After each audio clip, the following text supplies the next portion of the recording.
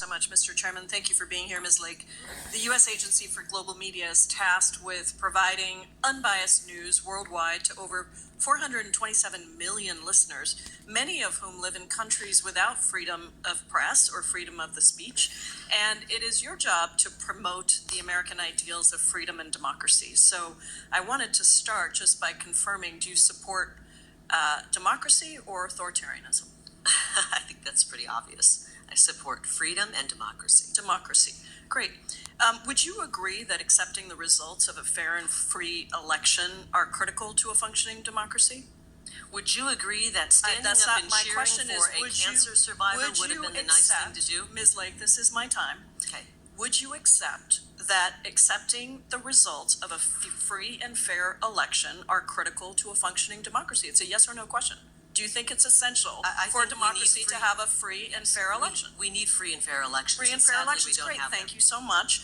And yet, you have, to this day, refused to acknowledge that President Trump lost the 2020 election, something that even members of President Trump's own Justice Department have admitted, and multiple lawsuits have shown. And we heard my colleague from Arizona talk about what happened in Arizona. So it concerns me that you are now tasked with this responsibility of ensuring democracy around the world when you won't even accept a free and fair election.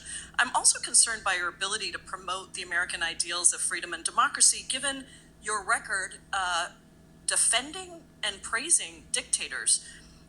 Let's look at Hungary. You previously stated that Hungary is, quote, doing it right, and that Hungarian Prime Minister Viktor Orban was, quote, the greatest in America, greatest in caps, and, quote, and equal to President Trump. Do you stand by those statements? I think that Viktor Orban has done a very good job of protecting his people and protecting the Hungarian culture. And so, I think Ms. Lake, if you ask people in Europe, other parts of Europe, the question here is very simple. They would be wishing that their leaders stood up for their people. Is Viktor Orban the greatest in Europe? Yes or no?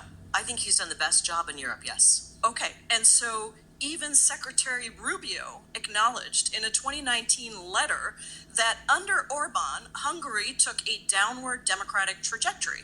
And yet you insist that Hungary is doing it right. I want to cover some of the policies that Mr. Orban is responsible for. Would you consider banning LGBTQ pride parades like Viktor Orban has done in Hungary as doing it right, recognizing that pride parades are protected under the First Amendment? What does this have to do with the U.S. Agency I'm asking for Global you Media? whether you support the policies of dictators and authoritarians or whether you support democracy. You have said that Viktor Orban is the greatest in Europe. So do you think that Viktor Orban is doing it right when he bans pride parades? I think Viktor Orban has put the people of his country first. So the answer is yes, you think it's appropriate that he's banning pride parades and using facial recognition technology to actually profile people that go to those parades? How about the fact that Orban and his party control 80% of Hungary's media market? Are we is talking that about level? Hungary? Yes, we are, because guess what? Your agency actually is responsible for other countries Hungary and is an unbiased ally. Can news. I remind you that Hungary is an ally of America? Oh, and so you think that it's okay that Viktor Orban, the greatest in Europe, according to you, controls 80% of Hungary's media market? Is that level free and fair reporting? I don't. You obviously don't like our ally Hungary. I think that I'm asking people you have if for you him, and the think people of that Hungary it's will decide. appropriate. Ms. Lake, it is my time. I'm asking you if it is appropriate that a country, Viktor Orban's government, controls 80% of Hungary's media market. It's just a yes or a no. Do you think that's okay? Think he's the greatest of all time? I don't have an opinion on what Viktor Orban is doing in Hungary. It's not up for debate. It's a fact that has been documented by numerous organizations. Now, not only have you supported, excuse me, Ms. Lake, I'm sorry to remind you, you are not a governor, you're not even a candidate for governor, you're here, and this is my time. Not only have you supported dictators that have supported policies that erode democracy, you also spread claims promoted by Russian state media that the Pentagon was funding bioweapon labs in Ukraine. These claims have been proven resoundingly false, even by Secretary of State Marco Rubio. Do you still stand by that prior Look, statement, Ms. Lake? I know that many members of Congress care more about Do funding you Ukraine stand than by that statement, order. which is clearly a I lie? know that you are voted. responsible for an agency that is supposed to promote truth, and yet, over and over again, you are promoting dictators and authoritarians and lies. So I am asking you if you stand by the statement that you made that was promoted by Russian state media that the Pentagon was funding bioweapon labs in Ukraine. Proven false by Marco Rubio. Do you stand by that I statement? understand you're trying to get a fundraising video here.